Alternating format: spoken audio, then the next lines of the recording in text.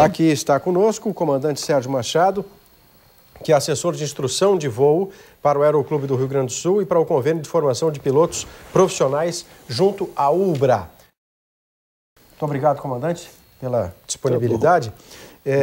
A primeira coisa, a palavra mais falada para quem é leigo e não conhecia desde o acidente é grooving. As ranhuras que deveriam ser uma forma de segurança para que não houvesse aquela aquaplanagem da aeronave, para que ela não corresse o risco de avançar por uma pista tão cheia de edifícios, de mureta. As ranhuras não estavam lá. O aeroporto, principalmente, poderia estar aberto na pista principal sem um equipamento de segurança desta magnitude?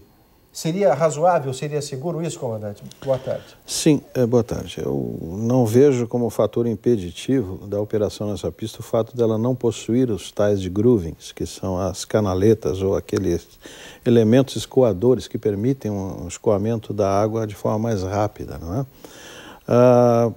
Para informação geral, posso dizer que cerca de 80% das pistas no país, ou até um pouco mais, não possuem o tal de grooving.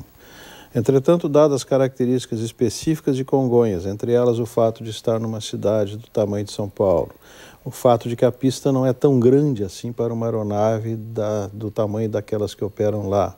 Na verdade, ela tem praticamente 2.000 metros, são 1.940 metros a pista maior e 1.435 metros a pista menor, né? Então, diríamos que é prudente que estes groovings estejam instalados, mas não é impeditivo e tampouco se encontra esta exigência, por exemplo, nos manuais que determinam a capacidade daquela aeronave ali operar ou não. Mesmo sob mau tempo? Mesmo sob mau tempo. Bom, então a gente teria que avançar para uma outra possibilidade do erro humano, e que até foi tratado em informação extraoficial, hoje naquela perícia extraoficial feita pela manhã, de que não encontraram as marcas dos pneus, né, na pista, na ponta da pista, e de que o piloto teria tentado fazer o pouso num ponto adiante daquele que seria seguro. É razoável isso, comandante? Sim, é razoável, e eu diria que assim como o grooving ou a existência dessas canaletas na pista seria um fator amenizador de um eventual problema, também os aspectos operacionais relativos ao ponto de toque, a velocidade com a qual a aeronave aproximou para fazer este pouso e este toque, são também elementos contributivos.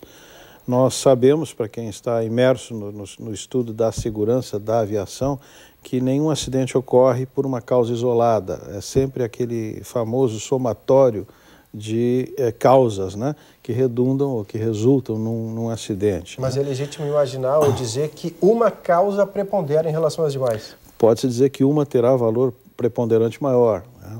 Mas neste somatório, quer dizer, existem dados até o presente momento que nós não podemos nos referir a eles uma vez que não temos as informações adequadas, né?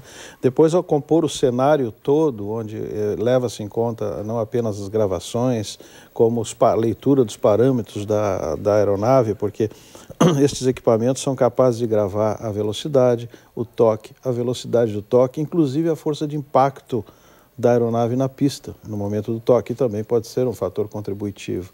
Então, os técnicos seguramente analisarão todos esses parâmetros e poder-se-á chegar a uma conclusão bem próxima, bastante próxima daquilo que tenha sido a causa real deste lamentável acidente. Quando o piloto fez a tentativa de aterrissagem, por todos os dados disponíveis até agora, se pressupõe, e eu queria que o senhor falasse a respeito disso, que ao perceber que não tinha jeito de frear, ele tentou alguma manobra que diminuísse o prejuízo, fosse material, fosse de vítimas, e essa manobra foi ou tentar arremeter, ou seja, subir de novo ao ar, ou tentar sair daquela linha reta que talvez fizesse um impacto mais forte, e nisso a aeronave tomou o lado esquerdo e acabou batendo lá do outro lado da pista. O que é razoável para quem não conhece o procedimento de um piloto? Numa situação de crise, não vai dar para parar, o aeroporto está todo cercado de dificuldades, de obstáculos. O que se faz em princípio para tentar minorar esse risco?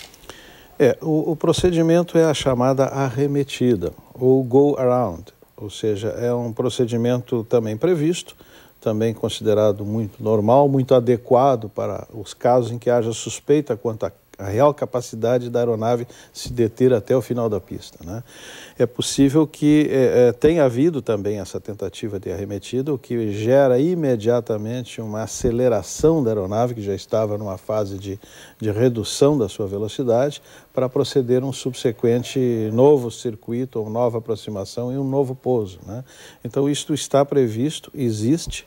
É possível que isso tenha acontecido, entretanto, de forma tardia, tá? Para a circunstância que ali ocorreu. Também esta informação será factível de ser obtida através da obtenção dos instrumentos e dos parâmetros gravados na famosa caixa preta. Faz muita diferença, comandante Sérgio Machado, se o piloto conhece o aeroporto, já pousou ali muitas vezes, se ele tem X horas, 1000 horas de voo. E eu estou lhe fazendo essa pergunta porque foi muito tratado na coletiva que dos pilotos, né, não o comandante, mas o copiloto, ele seria muito recente naquele equipamento e naquele aeroporto. Por isso lhe pergunto, faz tanta diferença assim se ele estivesse no comando e não o outro que é mais experiente, que em tese dominaria mais aquele espaço? Faz alguma diferença do ponto de vista prático, entretanto, não creio que este tenha sido um fator contributivo, porque nenhum piloto obtém autorização para tal tipo de voo sem antes ter efetuado várias operações naquele aeródromo ou ter sido considerado pelos sucessivos cheques pelos quais ele passa como um piloto suficientemente habilidoso para operar naquela pista. Afinal de contas, a pista não é tão ruim assim, entende? Ela tem características ou circunstâncias que exigem uma atenção, um cuidado maior. E como eu me referi anteriormente, como um acidente geralmente é um somatório de fatos, né? A circunstância desta pista, pelo fato dela estar numa altitude maior, são 2.600 pés de altitude, o que provoca ou que determina que a densidade do ar seja um pouquinho mais baixa, é um dos fatores que entra na composição dos cálculos de velocidade de aproximação, de ângulo de aproximação e tudo isso. Esse universo de informações, logicamente, é levado ao piloto e ele tem consciência plena de que tal pista requer um cuidado específico, né? E ele se prepara para tanto, inclusive para eventual insucesso que resulte numa arremetida. Então eu não creio que este fator tenha sido um fator contribuinte no caso em questão. Comandante Sérgio Machado, obrigado pela sua atenção conosco, a sua disponibilidade de ter esperado bastante para que pudéssemos conversar com o senhor.